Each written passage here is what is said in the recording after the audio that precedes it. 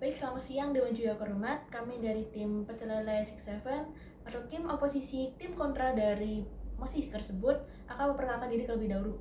Perkenalkan, nama saya Nabil Fada Zalia dan di sini rekan-rekan saya. Saya Naulilin Takazara sebagai pembicara kedua. Dan saya Nirmala Putra Rani sebagai pembicara ketiga. Baik, sebagai pembicara pertama saya akan memulai dengan definisi dari mosi tersebut. Yang pertama adalah aksesibilitas kesehatan mulut. Itu contoh-contohnya adalah dari dokter gigi, dokter bedah mulut, dan fasilitas-fasilitas yang dapat disediakan sebagai penyuluhan, lalu untuk pengecekan gigi, pemeriksaan gigi, dan sebagainya. Nah, dari pastinya terdapat perbedaan antara fasilitas yang disediakan oleh pemerintah dengan yang disediakan oleh swasta.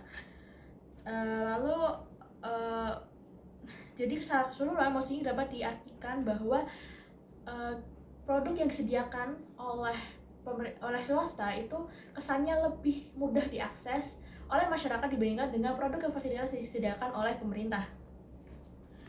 Lalu sejauh ini, Dewan Juri yang terhormat, sejauh ini belum ada secara khusus belum ada inisiatif yang kuat untuk mewujudkan aksesibilitas kesehatan mulut baik dari pemerintah maupun dari pihak swasta.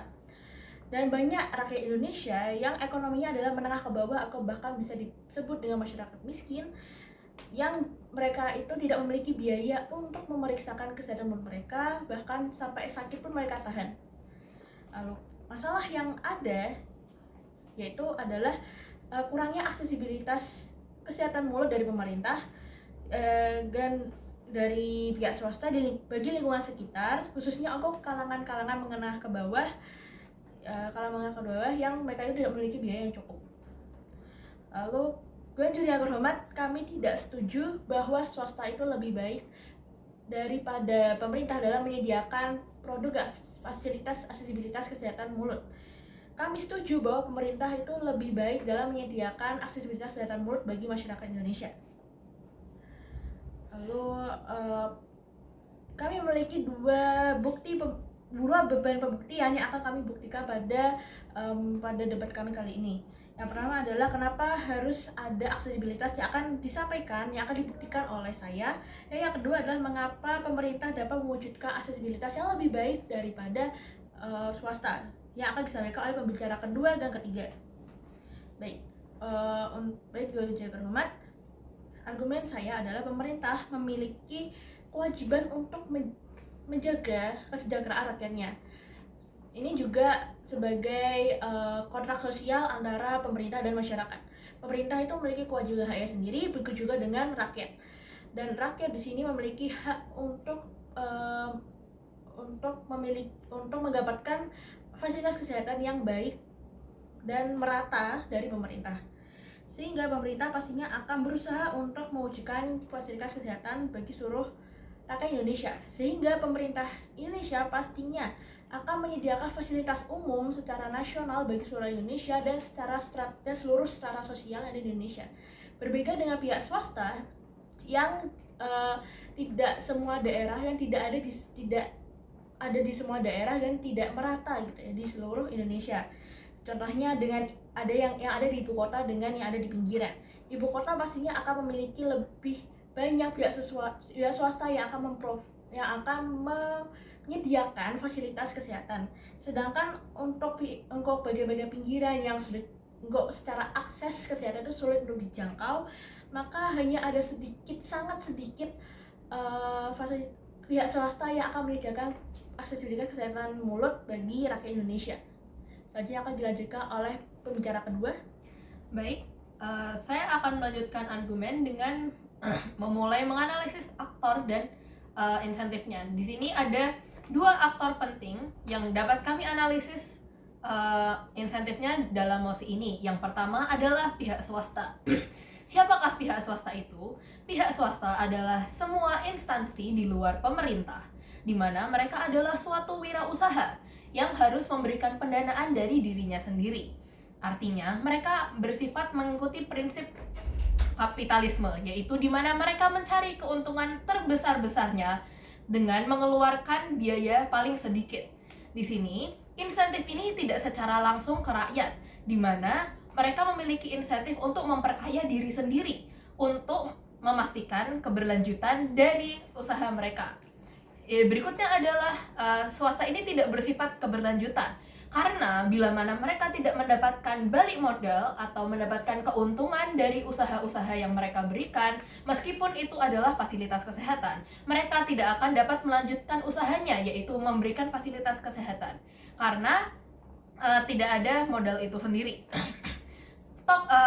Aktor berikutnya adalah pemerintah, yaitu entitas yang memiliki kewajiban untuk menjaga kesejahteraan menjaga kesejahteraan rakyatnya, yang mana sudah dibahas oleh pembicara pertama, merupakan kewajiban negara terhadap rakyatnya atau warga negaranya, di mana dana semua usaha pemerintah ini berasal dari rakyat, baik itu dari pajak, dari APBN, dan lainnya. Selain itu, pemerintah juga memiliki insentif yang untuk menjaga kepuasan rakyat. Ingat, kami berada di demokrasi, di mana pemerintah itu dipilih oleh rakyatnya sendiri. Maka, setiap pemerintah atau tokoh-tokoh pemerintah akan termotivasi untuk memberikan kepuasan kepada rakyatnya, supaya untuk menjaga posisinya dalam pemerintah dan menjaga keberlanjutannya. Berikutnya adalah inisiatif pemerintah itu bersifat nasional cakupannya. Hal ini dapat dicontohkan dengan BPJS, yaitu suatu asuransi yang bersifat wajib untuk setiap rakyat Indonesia. Maka ini cakupannya nasional dan semua rakyat dapat memanfaatkannya. Berikutnya adalah pembangunan fasilitas seperti klinik di pelosok-pelosok. Hal ini merupakan pemerataan dari fasilitas-fasilitas yang diberikan oleh pemerintah. Adanya klinik, rumah sakit, ataupun puskesmas yang tersebar di seluruh penjuru Indonesia. Tidak hanya di tempat-tempat yang urban seperti ibu kota dan kota-kota besar lainnya. Berikutnya adalah adanya fasilitas dalam bentuk penyuluhan kesehatan. Ingat bahwa fasilitas kesehatan atau aksesibilitas ini tidak hanya ada dalam penanganan secara langsung. Ada juga suatu penyuluhan atau edukasi, memastikan bahwa rakyat-rakyat ini tahu bahwa mereka dapat mengakses akses untuk klinik dan lain-lain. Itu mereka juga penting untuk mengetahui kepentingan dari kesehatan mulut itu sendiri. Dan berikutnya dapat terjadi di program, misalnya cek kesehatan mulut atau kesehatan secara umum, yaitu di sekolah-sekolah negeri bagi anak-anak atau di tempat kerja bagi para PNS. Ini bersifat nasional karena mencakup semuanya yang merupakan kewajiban dari pemerintah. Berikutnya sifatnya adalah pemerintah merupakan badan hukum yang mana mereka bisa mengeluarkan kebijakan-kebijakan dan berwenang untuk menegakkan hukum-hukum itu sendiri. Yang pertama, mereka membuat kebijakan yang menjamin keamanan fasilitas atau produk kesehatan mulut. Hal ini dapat dicontohkan dengan BPOM yang akan memastikan keamanan berbagai obat yang dapat dikonsumsi oleh rakyat, dan juga SNI untuk alat-alat kesehatan seperti contohnya alat kesehatan gigi dan sikat gigi dan lain-lain. Yang berikutnya adalah kebijakan ini juga menjamin kewajiban dokter dan tenaga medis lainnya. Jadi pemerintah dapat mengeluarkan kebijakan yang memastikan bahwa tenaga kesehatan bekerja dengan baik dan memiliki akuntabilitas, di mana bila mereka melakukan kesalahan, rakyat dapat mengambil akuntabilitas itu dengan melalui hukum, yaitu pemerintah sendiri. Kemudian saya pembicara ketiga akan memulai pidato saya dalam 1, 2, 3. Dewan juri yang terhormat, telah dikatakan oleh pembicara pertama bahwa dari pernyataan mosi tersebut dikatakan bahwa inisiatif swasta melakukan performa yang lebih baik dalam melakukan aksesibilitas kesehatan mulut daripada pemerintah. Hal ini membuat tafsir bahwa seolah-olah produk swasta lebih mudah ditemukan, lebih mudah diakses daripada produk yang ditawarkan oleh pemerintah sebagai subsidi kepada masyarakat. Karena sesungguhnya Dewan Juri yang terhormat, pemerintah kita sendiri telah melakukan berbagai upaya produk inklusif. Berbagai upaya agar kesehatan mulut menjadi produk inklusif kepada masyarakat yang dapat diakses dengan mudah oleh semua kalangan masyarakat, dari usia, ras, hingga kondisi ekonomi dan ekologi. Kemudian, instansi swasta adalah instansi yang mengikuti prinsip kapitalistik, di mana mereka memiliki moral yang tidak etis. Mereka melakukan eksploitasi dengan meraup keuntungan sebesar-besarnya dan menggunakan atau mengusahakan biaya produksi yang sekecil-kecilnya. Dengan demikian, instansi swasta mendapatkan laba dengan cara memasang harga sesuka hati untuk mendapatkan profit atau kekayaan sebesar-besarnya. Hal ini tentunya dapat membuat biaya akses kesehatan mulut menjadi lebih tinggi di kalangan masyarakat. Dan tentunya seperti yang kita ketahui di status quo, bahwa keadaan di masyarakat Indonesia masih banyak sekali rakyat Indonesia yang memiliki kondisi ekonomi menengah ke bawah atau miskin.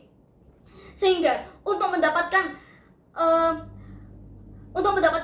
produk kesehatan mulut yang berkualitas dan dengan pemasangan harga yang dipasang oleh instansi swasta, tentu akan sangat sulit bagi banyak sekali rakyat atau masyarakat Indonesia. Kemudian hanya beberapa kalangan ekonomi yang dapat mengakses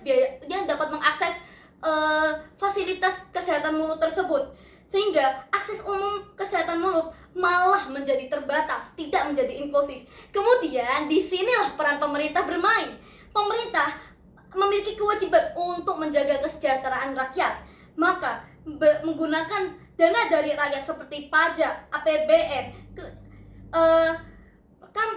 maka kita sebagai rakyat telah disediakan suatu program yang disebut BPJS. Dengan BPJS, semua rakyat yang menggunakan BPJS dalam pengaksesan kesehatan mulut dapat memiliki beban biaya yang berkurang di pundaknya dan di tanggungan secara ekonominya. Kemudian setelah disampaikan oleh pembicara kedua tim kami bahwa program yang dilakukan oleh pemerintah adalah insentif untuk rakyat, sehingga supaya dengan motivasi bahwa pemerintah agar pemerintah dipandang sebagai pemerintah yang dapat memegang memegang janji-janjinya di hadapan rakyat, di hadapan publik, mereka atau pemerintah atau para pejabat akan cenderung membuat citra yang lebih baik dengan cara salah satunya adalah cenderung melakukan pemerataan akses kesehatan mulut lebih luas daripada instansi swasta. Baik, sekian dari argumen yang telah disampaikan oleh baik pembicara pertama, pembicara kedua, dan pembicara ketiga dalam tim kami.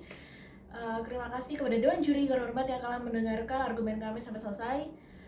Selamat siang, Dewan Juri yang terhormat. Itu kan selesai.